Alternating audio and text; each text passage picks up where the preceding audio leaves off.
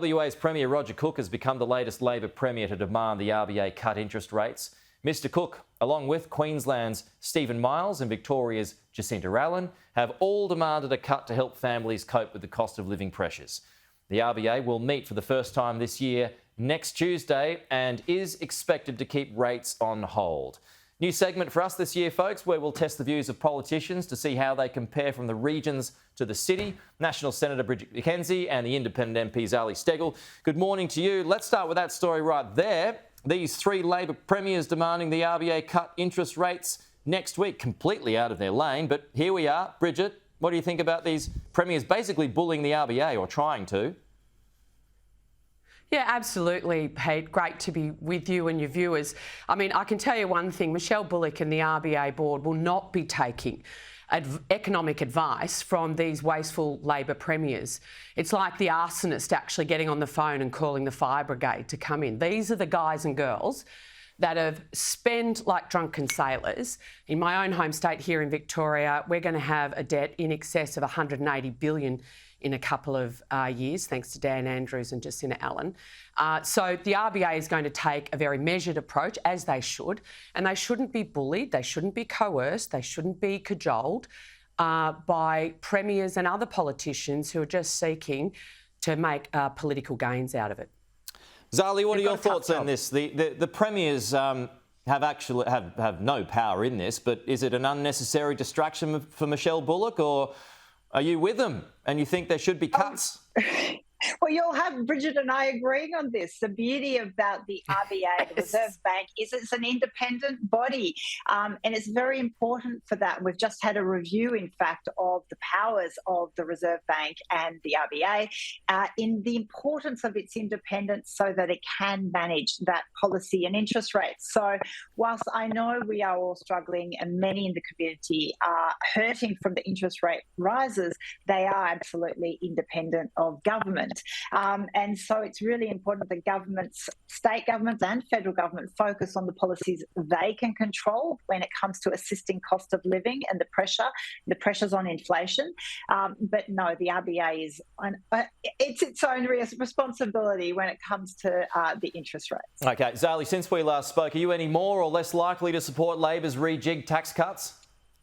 Well, I guess since we last spoke, it's been interesting to hear the commentary of understanding where the coalition's going to sit on this. I understand many, actually in the Nationals, Bridget can maybe inform us, that there is a moving view from the coalition. So I still haven't seen any draft legislation from the government. I understand there's negotiations with the Greens and the coalition. So I really want to see where these land. But I should say, Peter, I'm getting lots of great feedback from the community. Some people very upset, but some people understanding the need to provide more assistance to others that are on lower incomes. I was Bridget, I was talking to your colleague Matt Canavan earlier this week, and he was more inclined to amend but ultimately support or get behind these changes. What do you think? Is that your view, or are you steadfast in basically standing by your views and not supporting? Well, Pete, these were structural changes to actually address bracket creep, and unfortunately the government's plan does nothing to address bracket creep in this country, and we're going to see another 1 million Australian workers paying more tax as a result heading into 2030 than the plan that is currently legislated. And it does nothing to deal with inflation, which is what everyone that's a mortgage holder or a renter is paying a crippling cost for right now. When it comes to the plan, Shadow Cabinet's going to consider it. We want to see the detail, like Zali. We haven't seen an exposure draft. We want to understand the impact, and then we'll obviously have more to say about that. But the reality is we want to see structural reform to our tax system in the long term so that Australians are paying lower tax overall and that it's a fairer system and they can spend their money as they need. And I think what's useful to remember is that this plan does nothing to actually deal with the inflationary pressures that people are dealing with right now as they're sitting down at their kitchen tables working out how they're going to pay the school fees, how they're going to pay the swimming fees and the mortgage at the same time. All right, similar views this morning. Zali, just a quick local issue for you. You want the popular Balgowlah Golf Club to be shut and repurposed. Are you opening up a class war of your own and picking on golfers? Well, I think that's a Telegraph and 2GB misrepresenting a few things. The PNC approached me because they were blindsided by a consultation process happening over the school holidays when no one in the school community was there around the plans for the Balgala Golf Course.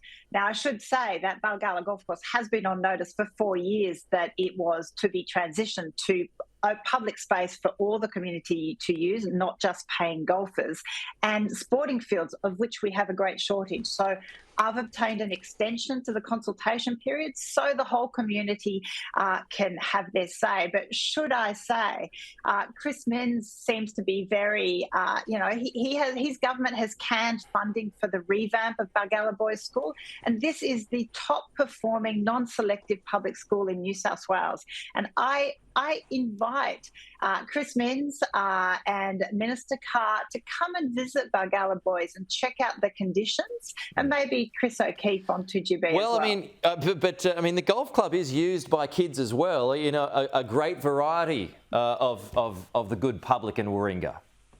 Sure, but we actually, within a 5-kilometre radius, we have 3 public golf courses available. So, and I have no issue with golf, but we have no shortage of golf fields, of public fields.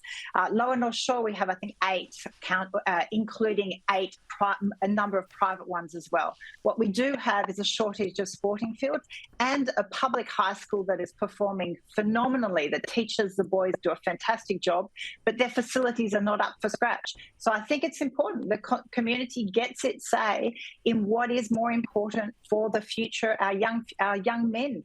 What kind of opportunities are they getting? The consultation period, I'm going to close here, but the consultation period, you've argued for that to be extended. So your view on this is fixed, that you want the golf club gone, that you want it to be used, but for the schools to use it? Well, no, I think that's misrepresenting what I'm saying. I'm saying the community needs to get its say of what's more important, right, what's the more important view? use of. Well, I think there is a case to be said that we need better facilities for our youth, and that probably, when we have so many public golf courses already, is not that. But again, I will stand by the community's wishes, which is why the consultation period is so important.